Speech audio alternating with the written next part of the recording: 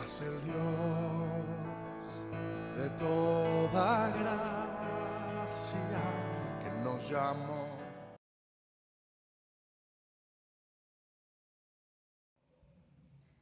Buenos días, hermanos. Es un gusto volver a saludarles en esta mañana y poder tener este espacio con ustedes compartiendo la palabra de Dios. Y bueno, vamos a iniciar con nuestra clase número 9 ya de este tema, esta serie que estamos teniendo de respuestas bíblicas a mentiras comunes. Y bueno, antes les invito a que inclinemos nuestro rostro y podamos hacer una oración. Padre amado, te alabamos y te damos gracias. Gracias en esta mañana porque eres bueno con nosotros. Tu misericordia, Padre, nos alcanza cada día y podemos ver, Señor, tus bendiciones, tus favores en nuestras vidas, Señor. Y prueba de ello es que hoy podemos despertar en este nuevo día, Señor, y tener la oportunidad de abrir tu palabra y meditar en ella, Padre. Ponemos este tiempo en tus manos, rogándote tu bendición, Señor, pidiéndote que tú hables a nuestras vidas, a nuestros corazones, y que, Padre, sea tu Espíritu Santo el que nos siga dando, Señor, ese entendimiento, ese discernimiento en tu palabra para poder comprenderla y poder, Señor, entender esas verdades que tú tienes para nuestras vidas y poderlas poner en práctica, Señor. Te rogamos tu bendición y, Padre, todo te lo pedimos en el nombre de Cristo Jesús. Amén. Bien, hermanos, la semana pasada vimos la clase acerca de la mentira, no hay justicia en el mundo. Y en esta clase vimos que las cosas no son como parecen. Aunque humanamente hablando podemos ver que hay injusticia en el mundo, Dios toma en cuenta el proceder del hombre y un día Dios se encargará de arreglar cuentas con todos y cada uno de los seres humanos por sus conductas, por sus acciones. Dios juzgará y le entregarán cuentas a él, ¿sí? Tanto los que hacen, ¿sí?, lo malo como los que tratamos de llevar una vida lo más agradable a él. Incluso veíamos en esta clase que alguna vez quizá nosotros nos hemos preguntado o hemos escuchado a la gente decir, ¿por qué a los malos les va bien? ¿Por qué el que se porta mal tiene todo? ¿No? Pero bueno, vimos la respuesta de Dios a esta mentira de que no hay justicia en el mundo y de que siempre el malo se sale con la suya. Y analizamos el Salmo 37 para encontrar la respuesta de Dios a esta mentira. Y vimos ahí que Dios tiene su recompensa para cada persona, tanto para el malo como para el justo. Y un día el malo, ¿sí?, tendrá, dice, que recibir su castigo por sus malas acciones, así como el justo recibirá su recompensa. Entonces incluso veíamos que el texto que se nos quedó a memorizar en esta semana dice en el Salmo 37:9, porque los malignos serán destruidos, pero los que esperan en Jehová, ellos heredarán la tierra. Entonces podemos ver que Dios tiene la recompensa tanto para el malo como para el justo. Incluso también se nos quedaron algunas tareas y una de ellas era que íbamos a examinarnos para ver si nosotros alguna vez hemos actuado injustamente con alguien, y de ser así, le íbamos a pedir perdón a Dios y nos íbamos a comprometer delante de Él a buscar siempre actuar de acuerdo a su justicia. Incluso en esta semana buscaríamos ser justos en nuestros tratos, en nuestras acciones, ¿sí?, para poder ser semejantes a nuestro Creador. Y también otra tarea que se nos quedó era leer la primera carta a los Corintios. Bueno, espero que sí hayan hecho la tarea, se hayan aplicado y que pues Dios siga fortaleciéndonos y siga haciendo la obra en nuestras vidas. Bueno, el día de hoy nuestra clase trata acerca de la mentira. Dios no perdonará a alguien como yo. ¿Cuántas veces no han escuchado ustedes, o quizá a lo mejor hasta algunos de nosotros hemos dicho, es que Dios no va a perdonar a alguien como yo? Y bueno, He hablado yo incluso con algunas personas que piensan que Dios nunca les perdonará por lo que ellos han hecho. Se sienten tan culpables, se sienten tan indignos de recibir el perdón de Dios que ellos creen, ellos piensan que nunca serán perdonados por Dios. Incluso hay quienes dicen, lo que he hecho es tan terrible que temo que Dios no podrá perdonarme nunca. O incluso otros dicen, tengo demasiados defectos y no soy digno de que Dios me perdone. O muchos dicen, ¿cómo puede Dios amar a alguien como yo? Incluso hay personas que dicen, Dios me ha dado tantas oportunidades y no he sabido aprovecharlas. No sé si me vaya a dar otra oportunidad más. Pero bueno, ¿qué dice Dios ante esta mentira? ¿Qué dice Dios ante estos bombardeos que llegan a nuestra mente de las mentiras de Satanás? ¿Sí? Entonces podemos ver, hermanos, que como esta mentira, como muchas más, tiene cierta mezcla de verdad y mentira. Entonces estas personas incluso llegan a reconocer que pecan y que no son dignas del perdón de Dios. Pero el problema es que ha llegado a creer tanto esa mentira que la ha creído como una verdad y entonces se cree que no hay remedio para sus pecados. Cree que Dios jamás le va a perdonar. Pero ¿por qué piensan así? Bueno, tal vez porque los pecados son demasiado grandes o porque ha repetido los mismos pecados muchas veces o porque se siente imposibilitado de vencer sus propias debilidades. Entonces, la persona que se siente así, pues llega a pensar que Dios jamás le va a perdonar por sus pecados. Entonces, esta persona probablemente cree que Dios perdona a los que pecan menos o a los que cometen pecados menos graves. Aunque delante de Dios, hermanos, ¿sí? El pecado es pecado y todos los pecados para Dios, ¿sí? Son iguales.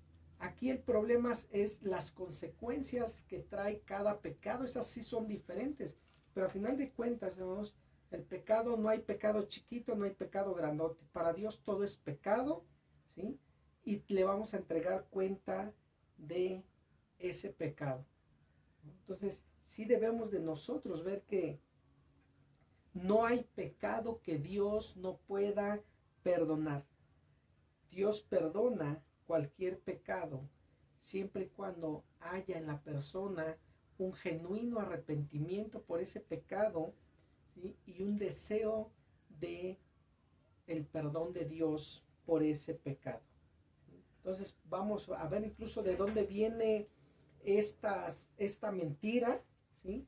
Vamos a buscar ahí nuestra Biblia. Les invito a abrir en el libro de Apocalipsis, capítulo 12, versículos 9 y 10, y vamos a ver de dónde viene esa mentira a el hombre.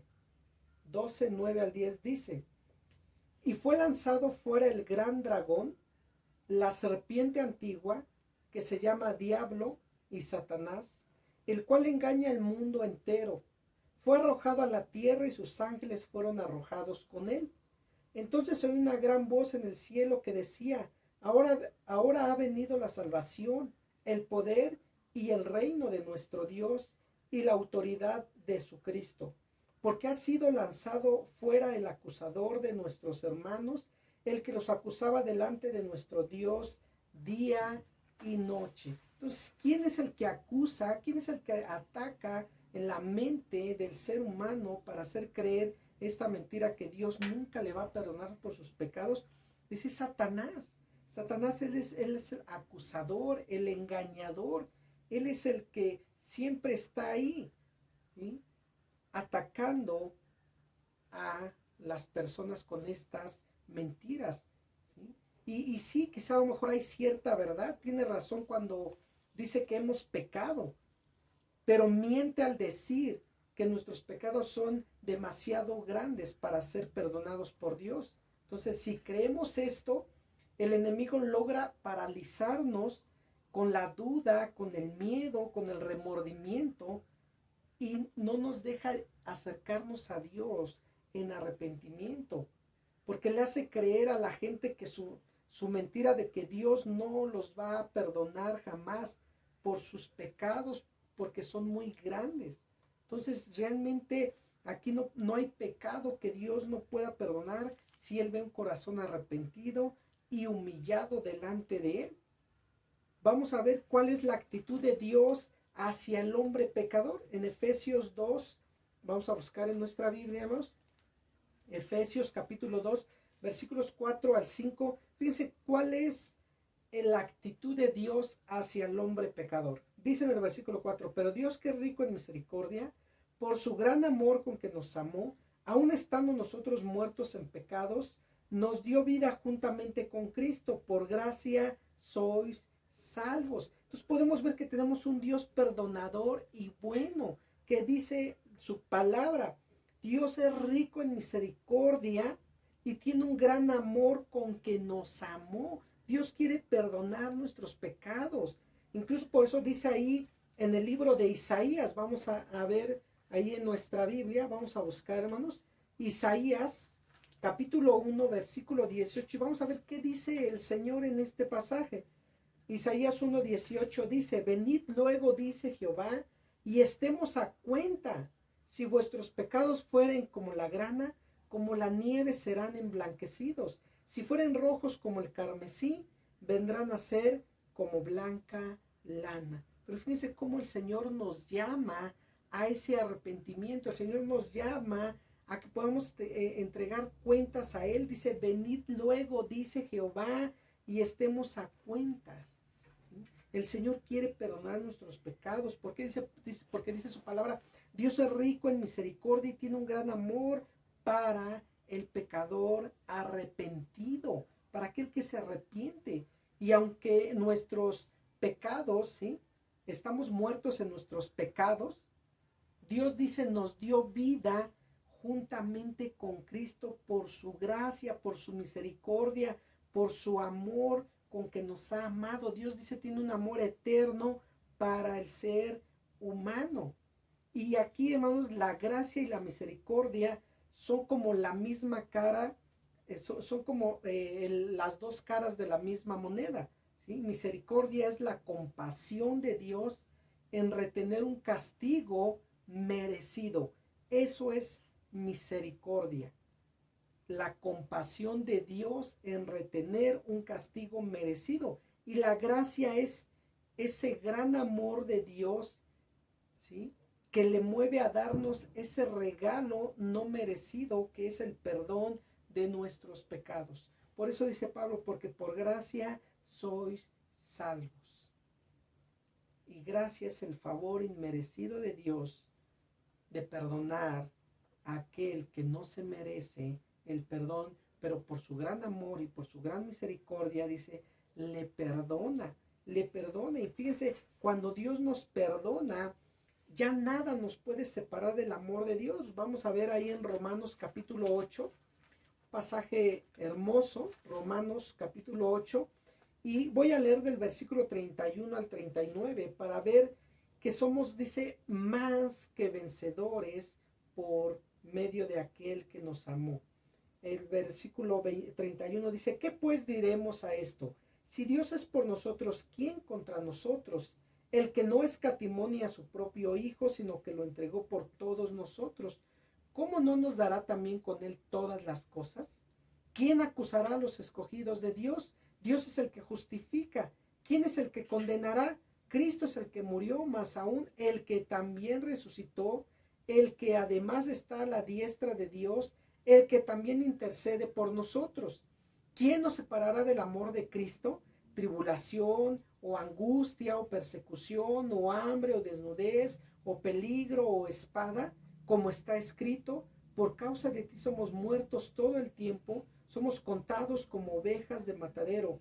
Antes, en todas estas cosas somos más que vencedores por medio de aquel que nos amó, por lo cual estoy seguro de que ni la muerte, ni la vida, ni ángeles, ni principados, ni potestades, ni lo presente, ni lo porvenir, ni lo alto, ni lo profundo, ni ninguna otra cosa creada nos podrá separar del amor de Dios que es en Cristo Jesús, Señor nuestro. Fíjense, en lugar de acusarnos, ¿qué hace Dios? En el versículo 33, ¿qué dice Pablo?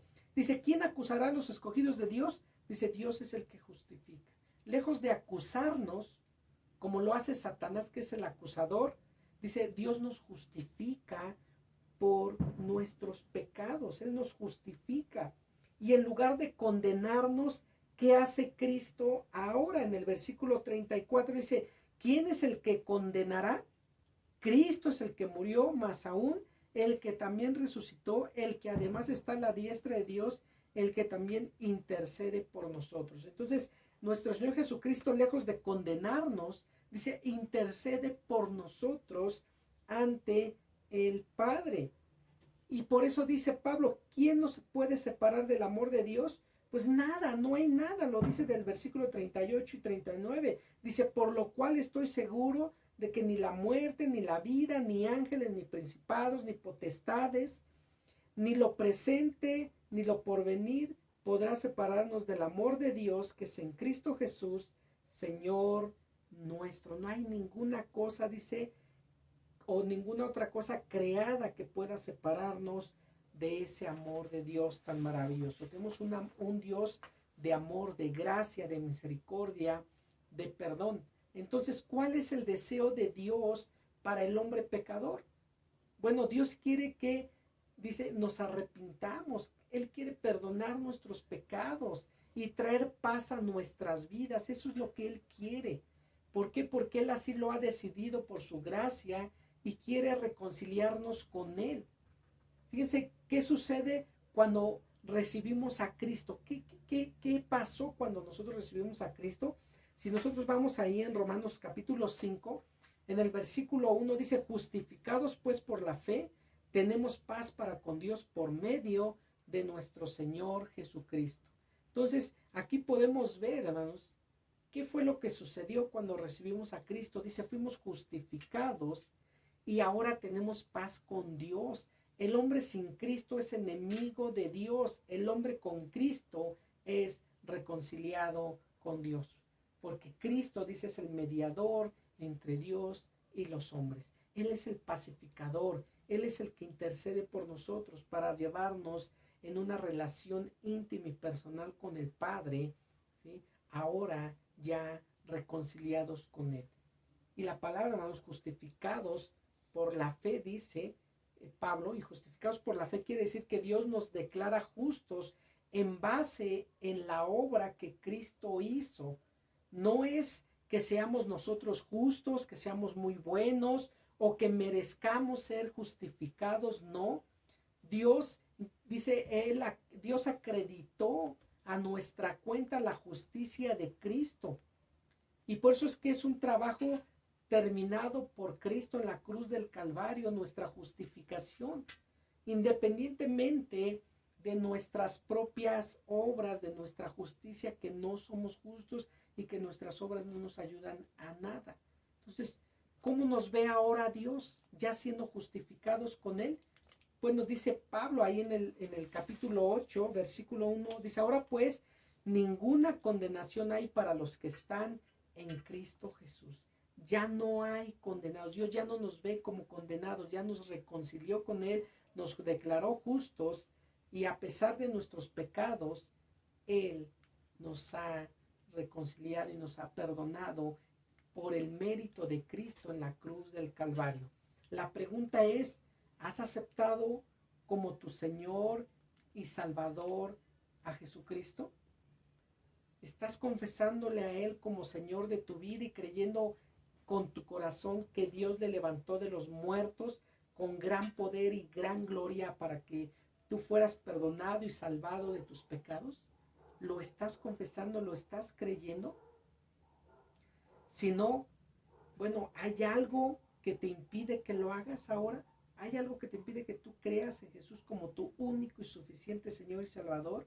Como aquel que murió en la cruz del Calvario por ti. ¿Habrá algún pecado que la sangre de Cristo no pueda perdonar y quitar? O quizá nos preguntemos, ¿puede Dios perdonar a alguien como yo? Aún con mis debilidades, con mis defectos, con mis pecados. Bueno, la respuesta es sí, Dios nos puede perdonar. Romanos 5:8 dice, mas Dios muestra su amor para con nosotros en que siendo aún pecadores, Cristo murió por nosotros. Entonces sí, Dios puede perdonarnos porque Él envió a su Hijo aún nosotros siendo pecadores. Y hermanos, seguimos siendo pecadores, aún como hijos de Dios, seguimos fallándole, seguimos pecando. Incluso su palabra nos lo dice. Vamos ahí a buscar la primera carta de Juan, capítulo 1. Y en los versículos 8 y 10, ahí nos hace ver que aún como hijos de Dios seguimos pecando. Dice en el versículo 8, si decimos que no tenemos pecado, nos engañamos a nosotros mismos y la verdad no está en nosotros. Si confesamos nuestros pecados, Él es fiel y justo para perdonar nuestros pecados y limpiarnos de toda maldad. Si decimos que no hemos pecado, le hacemos a Él mentiroso y su palabra no está en nosotros. Entonces, todos seguimos fallándole a Dios. Pero ¿qué promete Él? ¿Qué promete en nuestro Señor en el versículo 9? Dice, perdonar nuestros pecados, limpiarnos de toda maldad. Solo tenemos que, dice, arrepentirnos y confesárselos. Dice en el versículo 9, dice, si confesamos nuestros pecados, entonces tenemos que arrepentirnos de ese pecado y confesárselo. Y confesárselo significa reconocer nuestro pecado delante de Él y clamar por su perdón y su misericordia. ¿Sí? Y en la confesión siempre va a haber un deseo de agradar a Dios y renunciar a nuestro pecado. Y eso es lo que Dios quiere en nuestras vidas.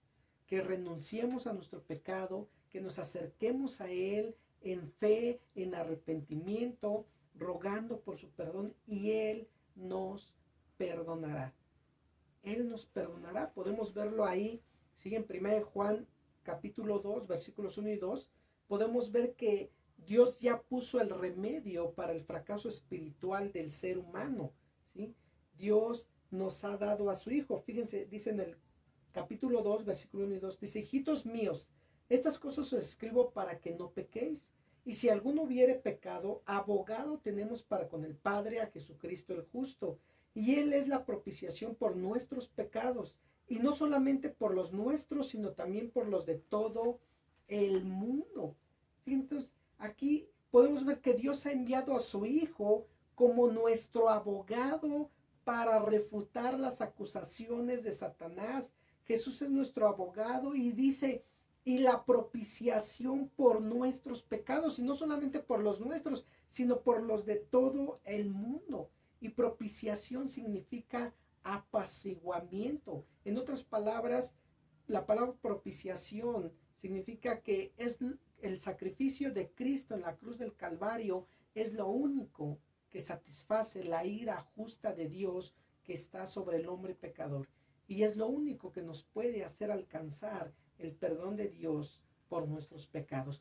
Por eso tenemos que acudir a Cristo con fe. Tenemos que reconocerle como Señor y Salvador de nuestras vidas. Entonces, si Dios promete perdonarnos, ¿por qué algunos creyentes no se sienten perdonados y aún siguen recriminándose después de haber confesado su pecado? ¿Por qué? ¿Cuál crees tú que sea el problema?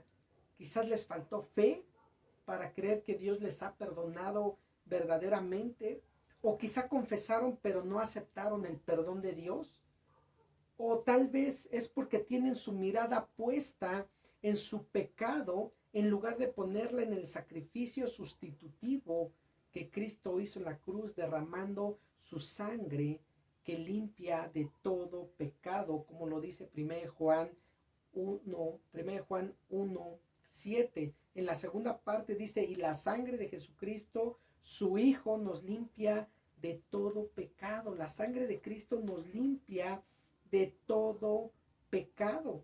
Entonces, lamentablemente hay gente que creen que su pecado es imperdonable o que requiere algún tipo de sacrificio o penitencia para que Dios les pueda perdonar. tristemente la gente está dependiendo de sus emociones y no de lo que Dios está prometiéndoles en su palabra. ¿Sí? Pero aquí es importante hacernos unas preguntas. ¿Qué es más grande? ¿El pecado del hombre o el poder de la sangre de Cristo que nos limpia de todo pecado? ¿Qué es más grande? ¿Qué es más poderoso? Pues obviamente la sangre de Cristo, que como dice Juan, nos limpia de todo pecado. Su perdón está basado completamente en la obra terminada de Cristo en la cruz del Calvario por nosotros. Y no hay nada más que hacer para que Dios nos perdone. Simplemente tenemos que recibir por fe ese sacrificio y vivir una vida agradable de obediencia a Él. Eso es lo que tenemos que hacer. Y Dios promete perdonar nuestros pecados. Por muy grande que nos parezca, por muy imperdonable que nos parezca, vamos a encontrar siempre el perdón de Dios a esos pecados si se los confesamos en fe y en arrepentimiento. Así es que, hermanos, en esta semana, la tarea de esta semana va a ser que rehuses tú a seguir recriminándote por tu pecado y que te rehuses a creer la mentira de que Dios no quiere perdonarte por ese pecado. Y dale gracias a Dios por su perdón y por su misericordia. Dale gracias por haberte declarado justo mediante el sacrificio de Cristo a tu favor, y comprométete con Él a llevar una vida en santidad para gloria y honra de su nombre. Ya no sigas recriminándote por tu pecado si es que ya se lo confesaste a Dios en fe y en arrepentimiento. Y si no hay alguien que vea esta clase y no ha confesado sus pecados, pues no esperes más, confiésale en fe y arrepentimiento a Dios tus pecados, pídele perdón a Dios y acepta el sacrificio de Cristo en la cruz del Calvario por ti. Reconócele como tu único y suficiente Señor y Salvador, y renuncia a tu pecado para vivir una vida agradable a Él, y Él te perdonará. ¿Sí? También vamos a memorizar Romanos 5.1, que dice: justificados pues por la fe, tenemos paz para con Dios por medio de nuestro Señor Jesucristo. Y vamos a continuar leyendo, hermanos, la palabra de Dios. Y ahora vamos a leer la segunda carta a los Corintios. La segunda carta a los Corintios, esa va a ser la tarea de esta semana. Bueno, hermanos, pues vamos a orar para despedirnos. Padre bendito, te alabamos, te damos gracias en esta mañana por el tiempo que nos permitiste pasar en comunión, estudiando tu palabra. Bendice, Señor, la vida de cada uno de mis hermanos. Bendice a tu iglesia, ayúdanos a seguir adelante y a poder pasar, Señor, esta prueba que estamos viviendo de la mejor manera. Sabemos que tú tienes control de todo, que tú no nos dejas, Padre, y que tus misericordias, tus bendiciones son nuevas cada mañana para tus hijos, Señor, para los que te amamos y queremos llevar una vida lo más agradable a ti, Señor. Te pedimos bendición y todo te lo rogamos en el nombre de Cristo Jesús. Amén. Hermanos, que Dios les bendiga, cuídense mucho y nos vemos la próxima semana. Hasta la próxima. Mas el Dios de toda gracia que nos llamó